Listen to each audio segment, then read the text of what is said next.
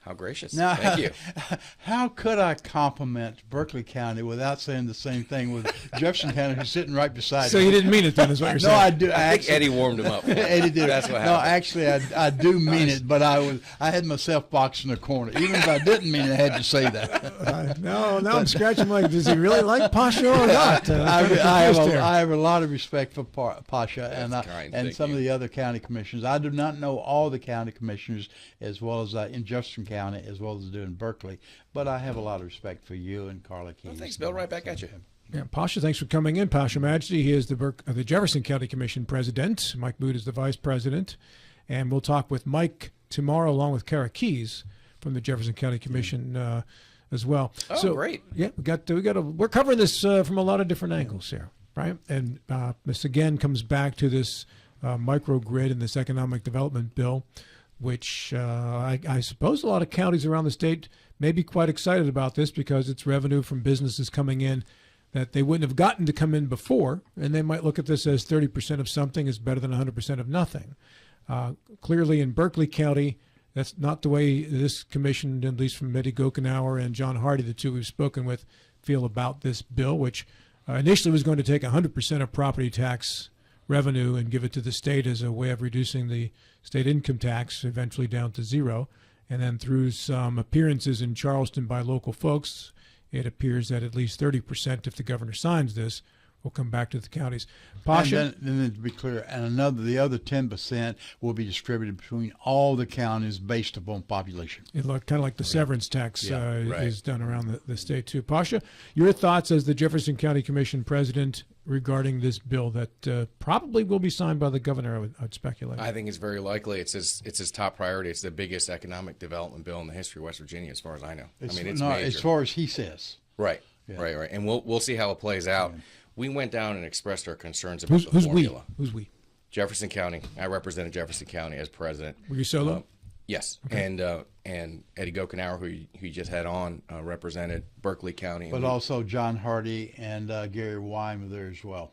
Okay, great. Yeah, I saw him down there. Yeah. We were all sitting right next to each other in the hearing room for the Senate Economic Development Committee. And we provided testimony and spoke our concerns about the formula. My understanding is they've changed the formula now, so it's 30 and 10, like you just outlined. And, obviously 100% is better for the county. So we went in and expressed that.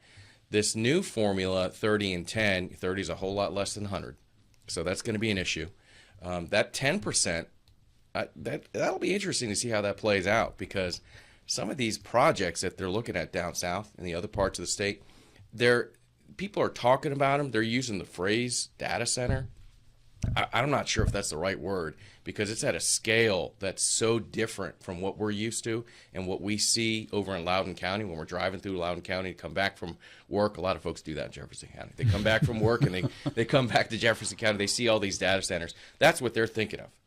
But these major developments with the microgrids down south that the state is talking about, it's just on a totally different scale. They're talking 3 to 4 gigawatts, not megawatts. That's right. They'll have their own private individual electrical source as well. Right, Yeah. right. So from that 10% formula, we could be getting a lot of money from down south throughout the state.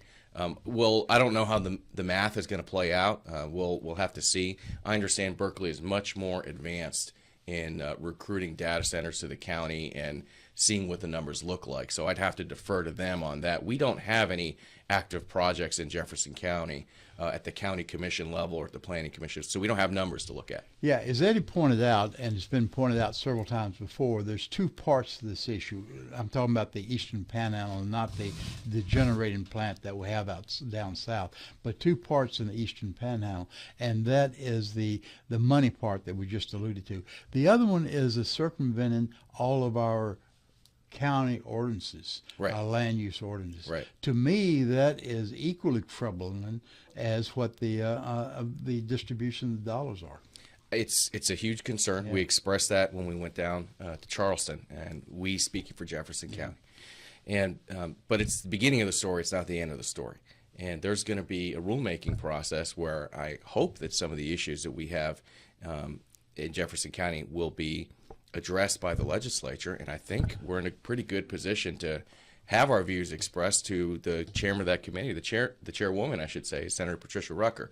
and she has said on the record that they're going to be looking at partnering with localities. So I think it's incumbent upon Jefferson County now to communicate to Senator Rucker what our priorities are, to work with the legislature. If the state is taking this over, well, we have to work with the state under the new law and tell them these are what our priorities are. This is where our industrial zones are, and that's where we want to see the development, not in our other areas. Yeah, it's interesting you say at the beginning of the story, not the end of the story. I thought it was just the opposite. I thought once a bill was passed and signed, where it's the end of the story.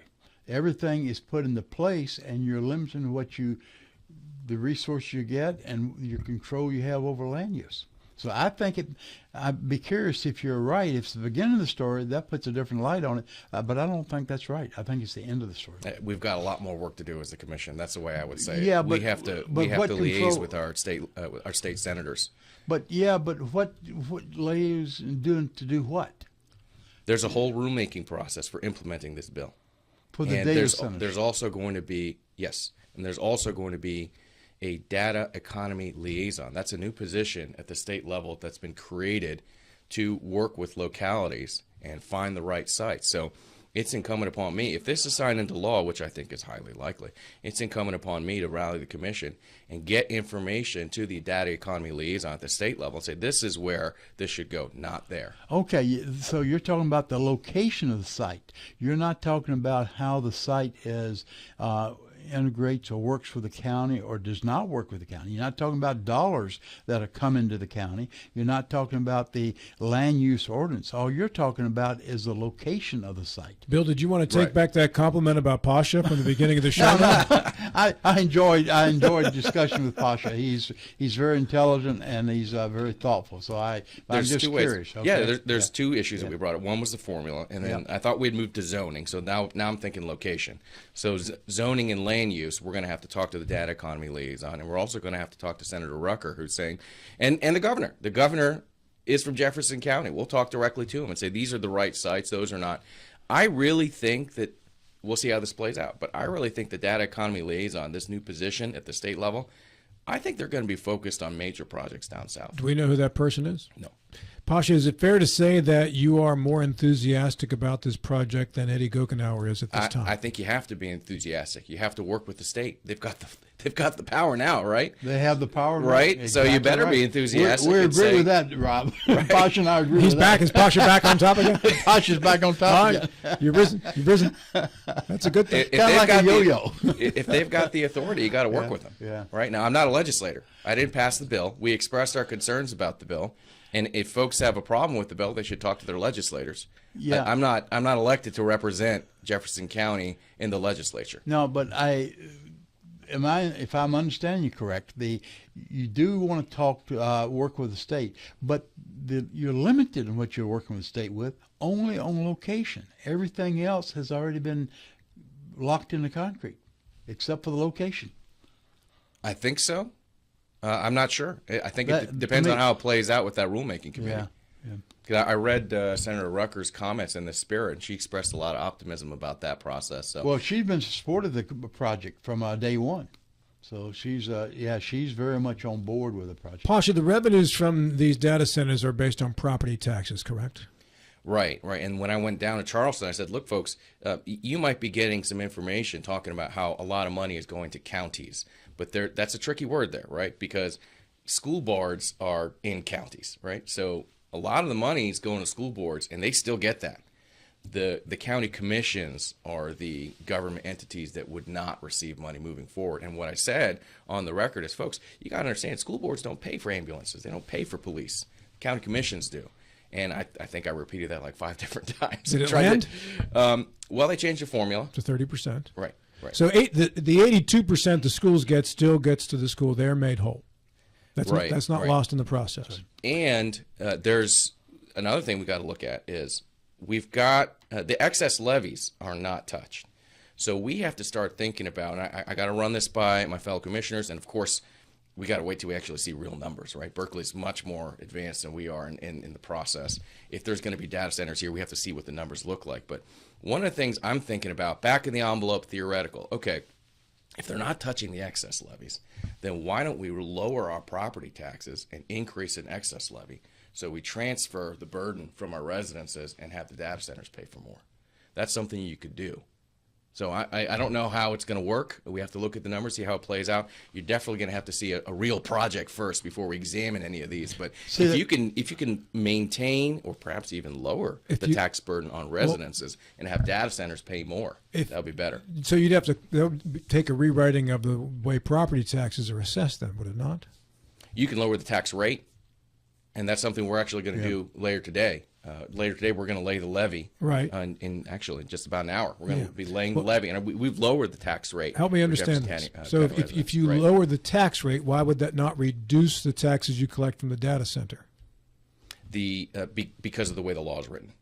The way the law is written is the excess levies are not affected. That remains intact at 100%. I see. That's the separation right there. Yes, exactly. So there's things you could do. You could play around with the numbers and the way the taxes are, the tax rates are written. I mean, I'd like to see if we can get a tax rate cut for our residents and try and transfer that burden over to the data centers under the new law. Would that affect other business property taxes in the county? It would. It would, yes. Can you target these data centers for the excess levy?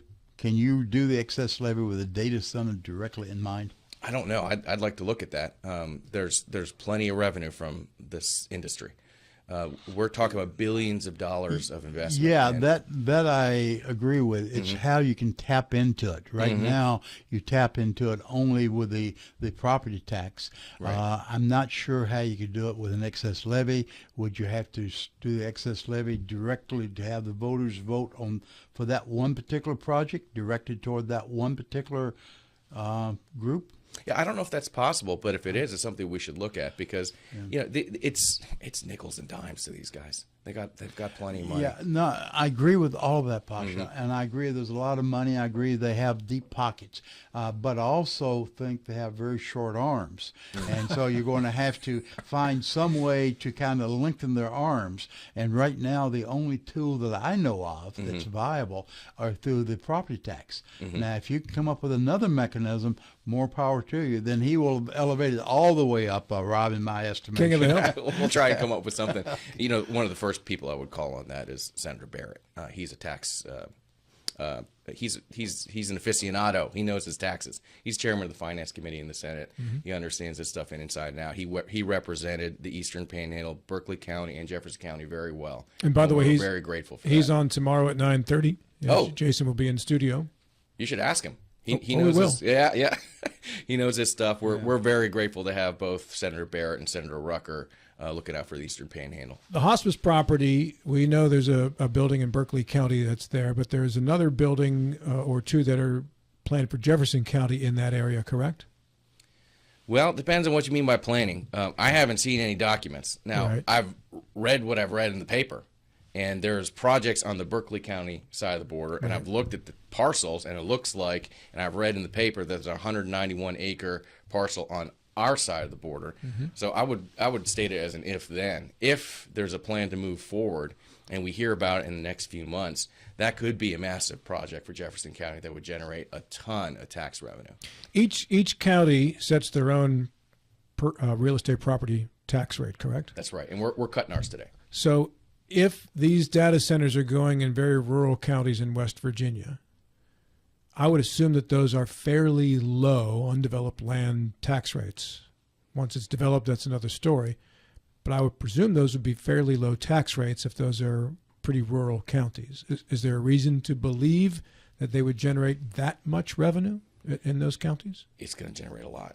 Let's look at Mason County, which is about average, so slightly below average when it comes to county tax rates across the state. Mason County, with their 3 gigawatt, now that's 1,000 times bigger, right?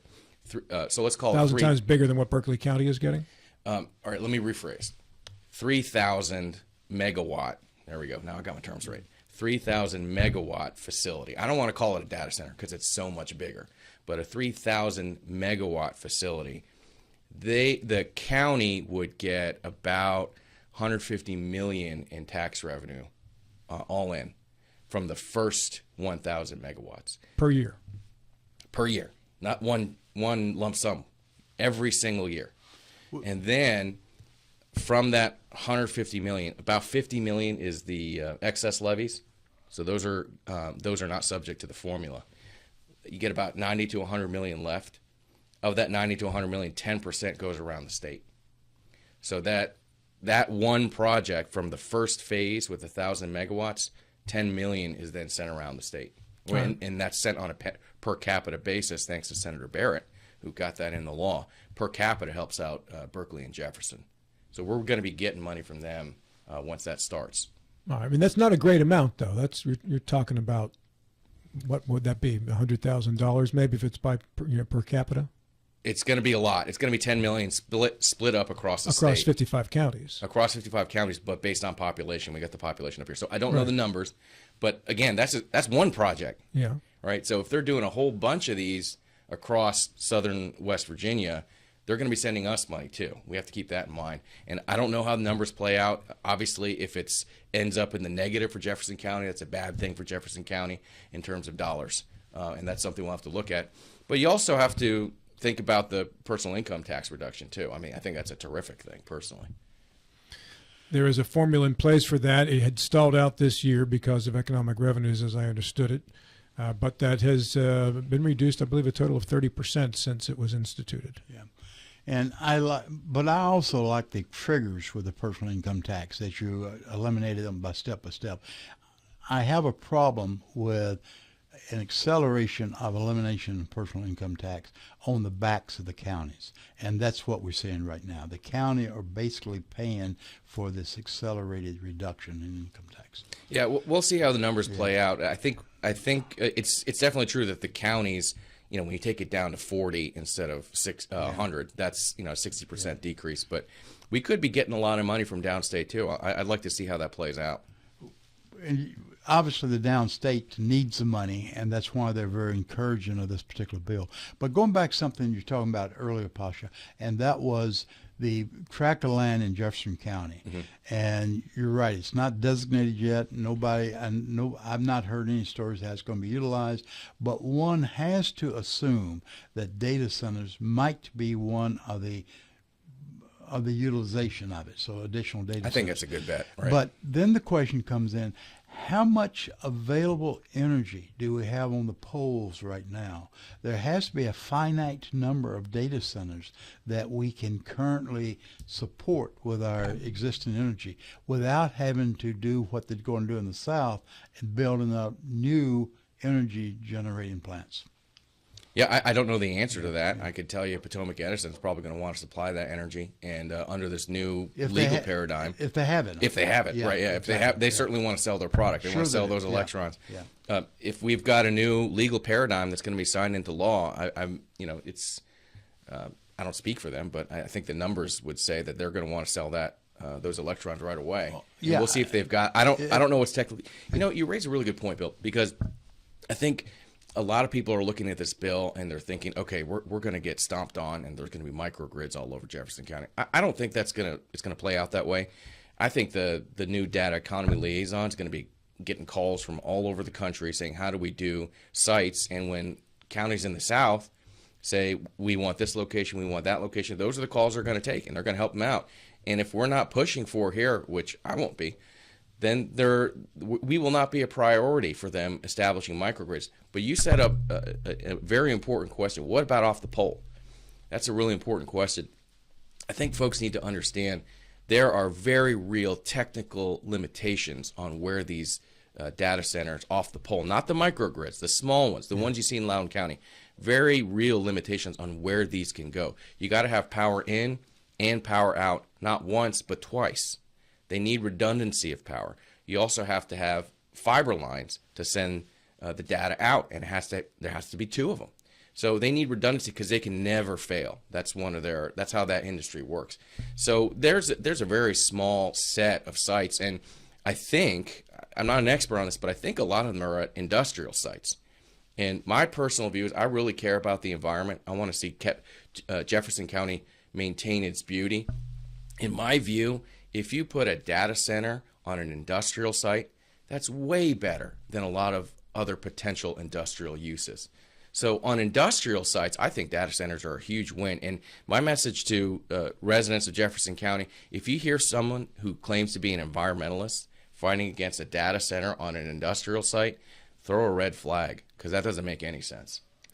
Do you think, as Bill was alluding to there, and you were kind of addressing it yourself, that there would be blowback should a building like this get announced for Jefferson County from those who don't seem to want development in Jefferson County of certain sorts? Right. There's always going to be some, and my message to everybody in Jefferson County, this is a really good time to pay attention. If you hear from people who say they're environmentalists, who are saying, we don't want to see data centers on industrial sites, you should be very, very skeptical, because that just doesn't make any sense. A data center is a much cleaner economic use on an industrial site than your typical industrial use. What are the water requirements in Jefferson County?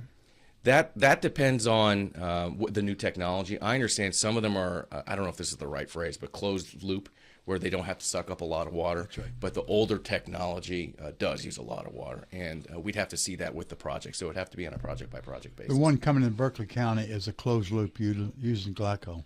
Oh, that's terrific. That's good news. And Pasha, in regards to where, because the power requirements, where would be ideal sites? You, I presume, are less concerned about eminent domain claims from the state then? I would never phrase it that way. I'm not a big fan of eminent domain. Hey, we sent a letter to PJM saying don't seize our lands to build your transmission lines. And if you do, at least don't send all the economic development to Loudoun County. Would these be related issues, perhaps, by the way, a data center location in regards to where the power lines would be ultimately run? Yes, they're definitely related. So if the transmission line is built, again, not a county decision. I'm not a legislator, and I don't work for the Public Service Commission. By the way, I met Charlotte. That was your recommendation, Bill. I did meet her down there, Charlotte Lane, who's chair of the PSC. If that is built, I don't want to see the economic development going to Loudoun County. So we'll have to set up a whole new set of rules and recommendations, et cetera, and we'd have to work with the public on that to get input, and obviously the Planning Commission would do the heavy lifting there. One quick technical question.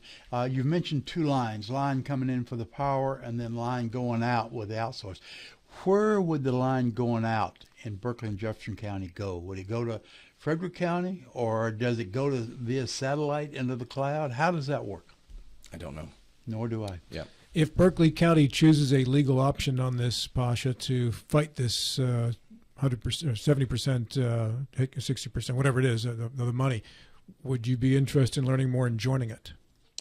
In learning more, absolutely. We would definitely seek advice from our legal counsel on that. Final minute is yours. Any closing thoughts? Yes, we are lowering our property tax rate today. I can't wait. And hopefully we'll have even more of that in the future. Now, tax burden, that's different, because that's based on assessments. Again, county commission doesn't do that. I believe in limited government. I'm not gonna make all the rules and say the county commission should run your life. We work with the assessor who sets the rate, but we control the tax rate, and we are lowering that today. I assume the property values have gone up, so to lessen the increase in taxes, you lower the rate. Thank you. That's exactly right. I'm here to help. Facilitate. Thanks, Rob. Pasha, thank you for coming in. My pleasure. Thanks.